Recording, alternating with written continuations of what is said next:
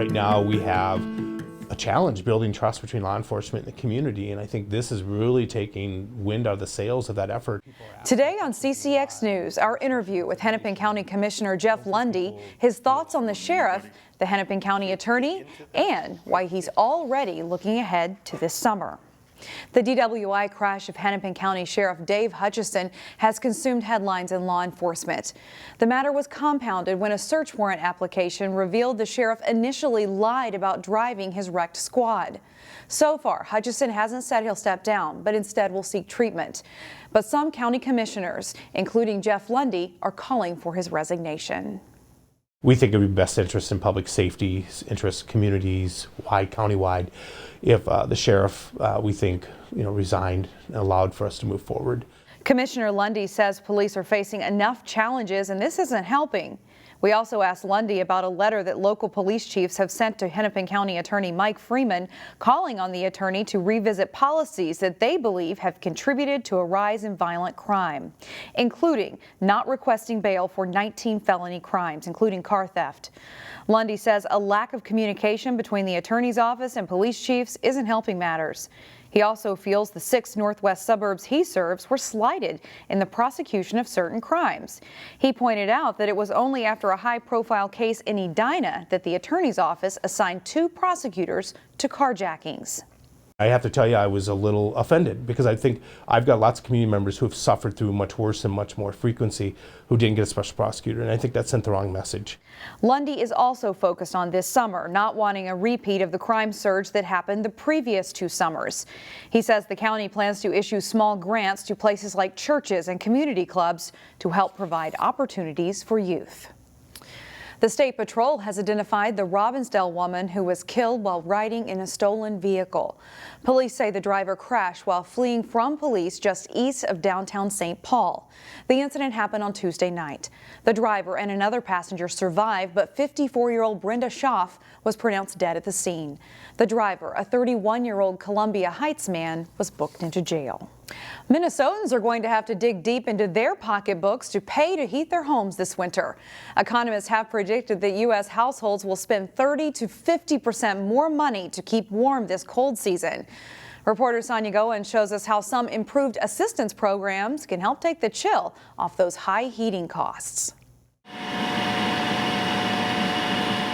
It's going to be a rough winter. Heaters are going nonstop with our sub-zero temps, and that could hurt your pocketbook. The average Minnesota household spends about 2% of its income on energy bills through the whole year. But there are some Minnesota households that spend a lot more than that. Some spend 5%, some spend up to 30%. The federal government announced Friday that it allocated more money to states to help people pay for energy costs. The total amount the Minnesota Department of Commerce received for energy assistance more than doubled to $270 million this year. Thanks to the extra funds, the Minnesota Department of Commerce is able to lend a helping hand to more people this year, and they've raised income eligibility limits. For example, a family of 4 making up to $58,000 a year will qualify. So now 1 out of every 4 households in Minnesota would qualify for energy assistance. The state was also able to expand the amount of benefits so people can catch up on past due bills, or if their furnace breaks down, there's money for that too. And the cost for that we pay to you that you don't have to repay can be up to $3,200. There are some simple things you can do to save money on your heating bill. Turn down the heat a few degrees when you're away or at night. Add plastic film on your windows to keep out drafts. And adjust heat registers. If the lower levels are too cold, open those vents and close others. The Department of Commerce is making sure that all Minnesotans can stay warm and safe this winter. Sonia Goins, CCX News. The Minnesota Department of Commerce is trying to reach diverse populations to let them know about heat assistance programs and tips on saving money. They have YouTube videos in English, Hmong, Spanish, and Somali, and we have a link to those on our website, ccxmedia.org. The ultra cold snap may have you itching to get out and move around a little, and our very own Neil Persley has a suggestion for you in today's Weekend Showcase. and you get to go places that you can't go other times of the year. After a couple of days of retreating from the cold, you might want to get outside and see what a beautiful wintertime landscape looks like again. Right now we're in a marsh, and it's nice and frozen, and we're going to be able to hike through that. Many Three Rivers parks are outstanding places to go snowshoeing. It's great for a beginner, yep. Even littles. We teach preschoolers to snowshoe, and they love it. You can go on guided walks with a naturalist, or you can go freeform on your own. And you never know what you might find. As we were hiking over here, I noticed something that didn't look like a stump, but it was next to the stump. We stumbled on the story of a hawk's final moments, as told by the patterns and prints in the snow. We can see their foot or their talon prints, but we also see these things sticking out that kind of look wispier in the snow. I think that's the bird's wings. From the story told in the snow, we know that the hawk landed and then hopped around to his final location sometime after our last snowfall, and there were no other tracks around, which meant the hawk had come to his final resting place sometime in the last 24 to 36 hours. Sometimes when we find things in the park as naturalist staff, we end up using it for teaching about the food chain, and so we can learn more about the animals that live here. You can rent snowshoes at French Regional Park, Eastman Nature Center, Mississippi Gateway Regional Park, and many other Three Rivers District parks. In fact, there's an evening snowshoe outing this Thursday from 6 to 7:30 at Mississippi Gateway Regional Park. For Weekend Showcase, Neil Persley, CCX News.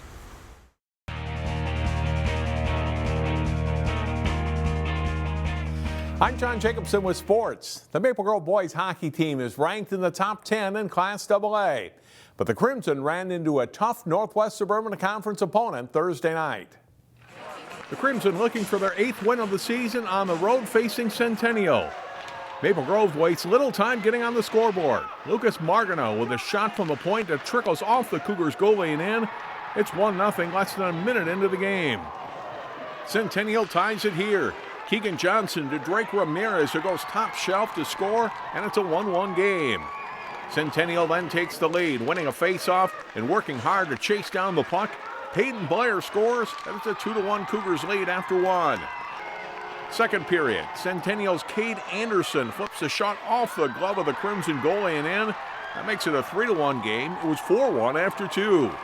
The Crimson do get a couple of goals in the third period, including one on the power play here. Finn Brink nets the goal for Maple Grove.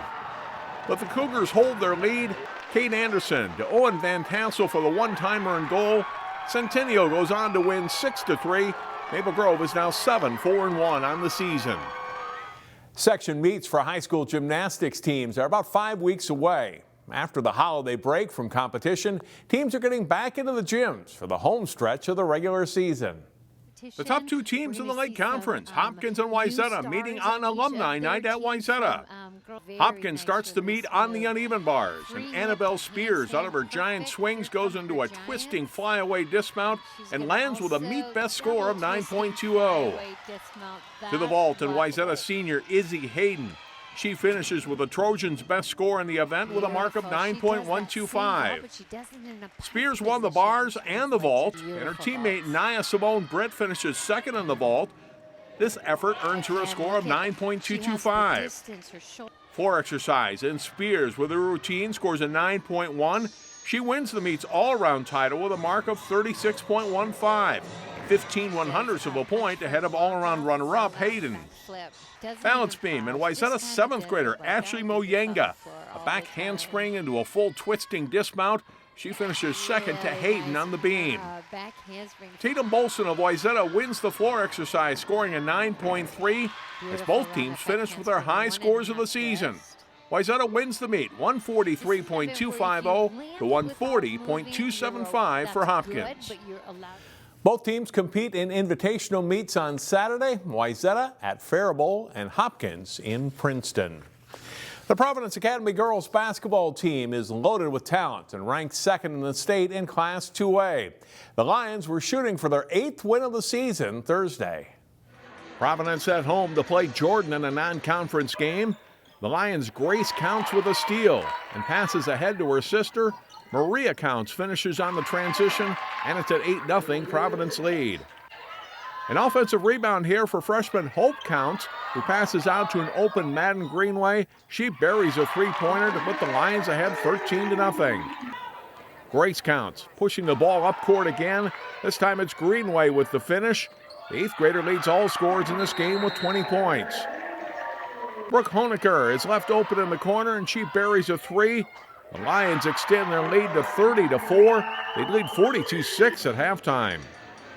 Early second half, Maria Counts gets the block, passes to Greenway, who then sets up Grace Counts for the layup. 11 points in the game for her as Providence Academy cruises. The Lions improved to 7-3 on the season with a 60-24 win.